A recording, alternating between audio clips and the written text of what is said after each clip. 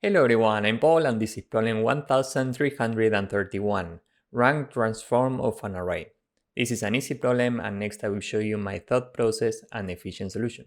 We are given an integer array and we have to replace each element with its rank following these three conditions. The rank starts from 1. It should be as small as possible, and the larger the element, the larger the rank. If two elements are equal, the rank stays the same. So let's say that we are given this input. The smallest numbers are 10. The rank here is 1. The rank here is 1. Remember that we start from 1. And the next smaller number is 30. So we increase the rank by 1. This is 2 now because the rank should stay as small as possible. And the next smaller element is 40. Here the rank is 3. So we need to return an array with these values. So maybe you're thinking about iterating the elements to get the minimum number.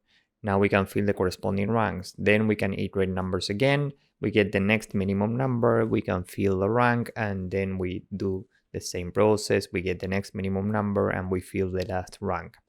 This is fine, but it's extremely inefficient. We are iterating this array a lot of times. So what we can do instead is sort the array. And we will keep track of the original indices to build the result. For example, 40 was at index 0 originally, and now in this sorted array, it's at the last index, okay? If we had no repeated elements here, this would be relatively simple. After sorting, we will have an array without this tuple, and this would be index 2.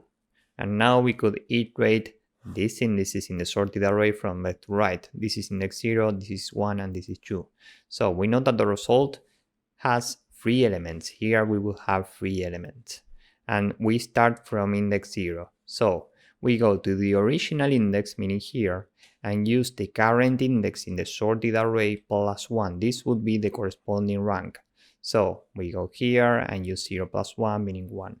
Next we are here, so we go to index 2, meaning here, and use the current index in the sorted array plus 1. Finally, here we go to index 0 and use 2 plus 1, meaning 3. So this would be the final result for this input without repeating elements. Now, what if we have repeated elements? Now things are harder because we need to use the same rank for elements that are equal.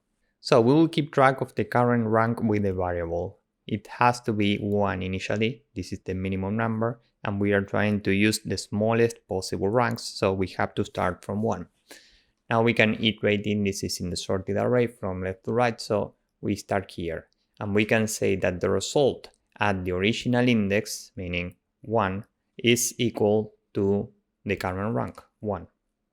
Now we continue with this index, and given that the value is equal to the previous value, we have to keep the rank as it is, and we repeat the same process. We go to the result at index 2, meaning here, and replace this with the current rank, 1. Next, we are looking at this tuple, and this number is different from the previous number. So whenever we find this scenario, we can add 1 to the rank. This is 2. And now we repeat the same process. We go to the result at index 3 and replace this number with the current rank, 2. Finally, we are looking at this tuple, and this value is different from the previous value. In this scenario, we add 1 to the rank, this is 3, so now we can go to index 0 and use 3. As you can see, this result is equal to what we should get, so we are handling duplicate values correctly. Time complexity for this approach is big O of n log n, which is given mostly by sorting, and space complexity is big O of n because we need this for sorting in Python, and we also need space for this array and the result. So with this in mind, let's go with the code. First, we can say that n is the length of the array, and now we can transform this array into an array with tuples where we have value and index. So we want this for every index, for every index and value in a enumerate array. And now we are ready to sort this. And this sorts by index 0 by default, meaning value, which is exactly what we want. Now we can say that the result is an array with 0 times n, and we are ready to fill this with the correct value. So the initial rank is 1. And now for every index and combination of value and original index in enumerate array, we can say if I is strictly greater than 0 and array I0, meaning the value at the current index is different from the value at the previous index, array I-1 0, then we are ready to update rank. We add 1. And after checking this result, add the original index is equal to the current rank. And finally, after the main for loop, now here we can return result. So let's submit this and see if it works.